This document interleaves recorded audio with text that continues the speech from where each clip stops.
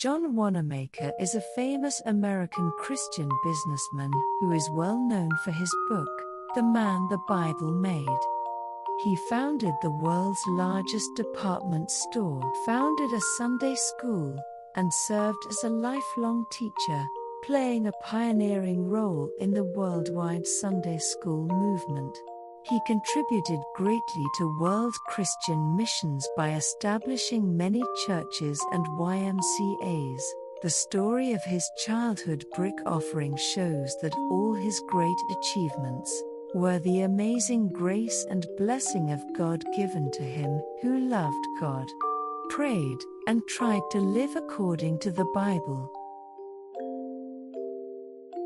The first independent church that John attended when he was young was an old building. So the church was old, the roof leaked when it rained, and the front yard of the church became muddy, making it very inconvenient for the church members to walk around. They often came to church with a happy heart, but their shoes and socks got wet and they ended up frowning while attending the service. But no one solved this problem and just endured the inconvenience. One day, 13-year-old John was walking through a muddy, rainy yard, when he had the idea that it would be nice to pave the churchyard with bricks.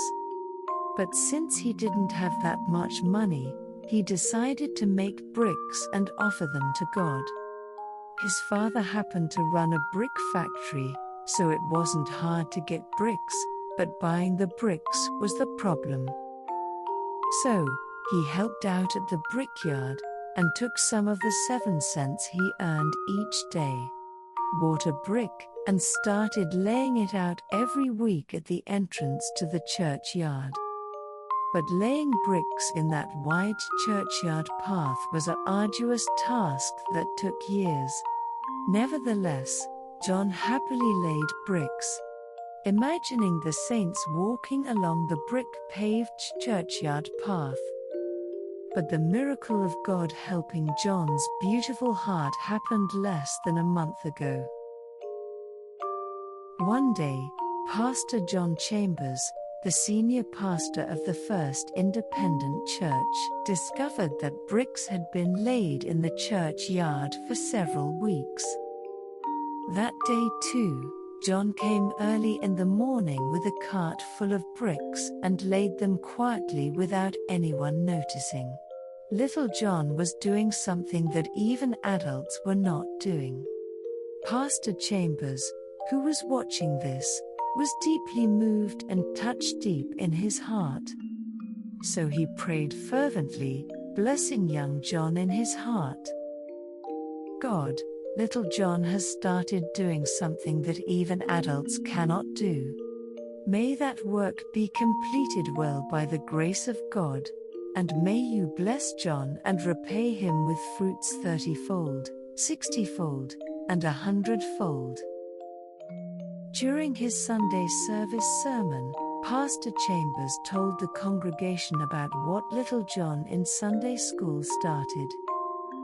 The saints were deeply impressed by John's beautiful faith and devotion, and repented of their sluggishness and indifference toward the Church of God. And they all joined forces and decided to rebuild not only the churchyard, but the entire old church building. It was a miracle that each brick was made with the love and devotion of the young John for his church.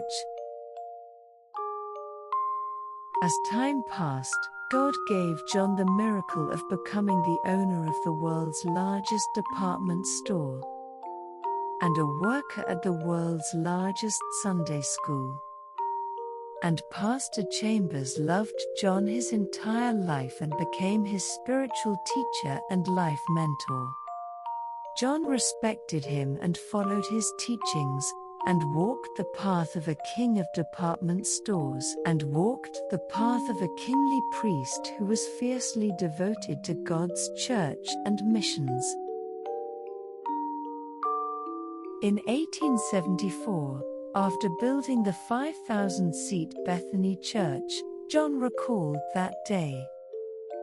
When I was young, I didn't have money to donate, so I gave a few bricks to the churchyard.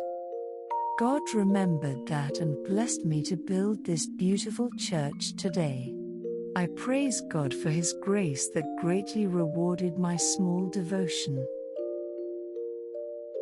In the devotion of young John, who loved the small, old church and gave bricks as an offering, God blessed him 30, 60, and 100 times as Pastor Chambers prayed. And he became great servants of God who were used for the kingdom of God.